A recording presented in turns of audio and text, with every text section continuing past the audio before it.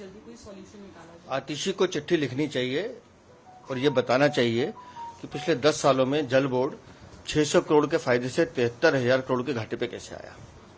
वो हजारों करोड़ रुपए जो हैं, जो दिल्ली की जनता पे खर्च होने थे, उनको पानी की सप्लाई देनी थी, वो पैसे कहाँ गए, किसकी जेब में गए, कौन वो दलाली और कमीशन खा गया। इसका जवाब आतिशी को देना चाहिए।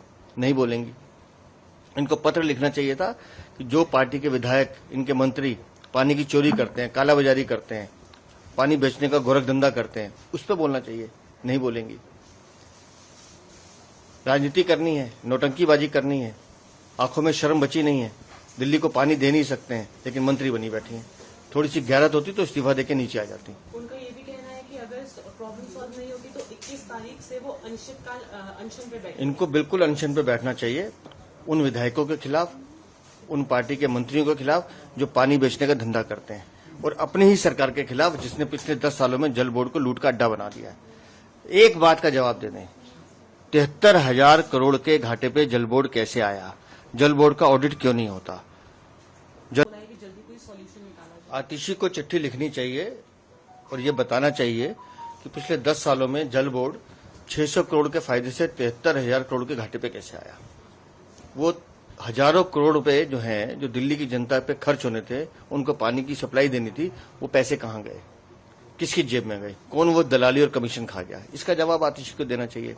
नहीं बोलेंगी। इनको पत्र लिखना चाहिए था कि जो पार्टी के विधायक, इनके मंत्री पानी की चोरी करते हैं, कालाबाजारी करते हैं, पानी बेचने का गोरखधंधा करते हैं, उस पर बोलना चाहिए। नहीं बोलेंगी। राजनीति करनी है, नौटंकीबाजी करनी है, आंखों में शर्म बची नहीं है। दिल्ली को पानी दे नहीं सकते हैं, लेकिन मंत्री बनी बैठी हैं। थोड़ी सी गैरत होती तो इस्तीफा देके नीचे आ जाती। उनका ये भी कहना है कि अगर प्रॉब्लम सॉल्व नहीं होगी तो 21 तारीख से वो अनिश्चितकाल अनशन पे बैठेंगे। इनको बिल्कुल अनशन पे बैठना चाहिए। उन विधायकों के खिलाफ, उन पार्टी के मंत्रियों के खिलाफ जो पानी बेचने का धंधा करते हैं, और अपनी ही सरकार के खिलाफ जिसने पिछले 10 सालों में जल बोर्ड को लूट का अड्डा बना दिया है।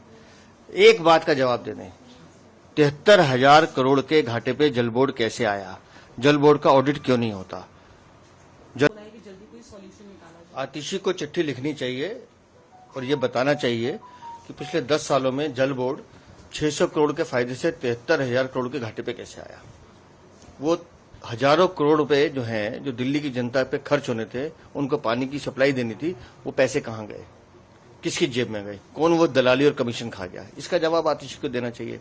नहीं बोलेंगी। इनको पत्र लिखना चाहिए था कि जो पार्टी के विधायक, इनके मंत्री पानी की चोरी करते हैं, कालाबाजारी करते हैं, पानी बेचने का गोरखधंधा करते हैं, उस पर बोलना चाहिए। नहीं बोलेंगी। राजनीति करनी है, नौटंकीबाजी करनी है, आंखों में शर्म बची नहीं है। दिल्ली को पानी दे नहीं सकते हैं, लेकिन मंत्री बनी बैठी हैं।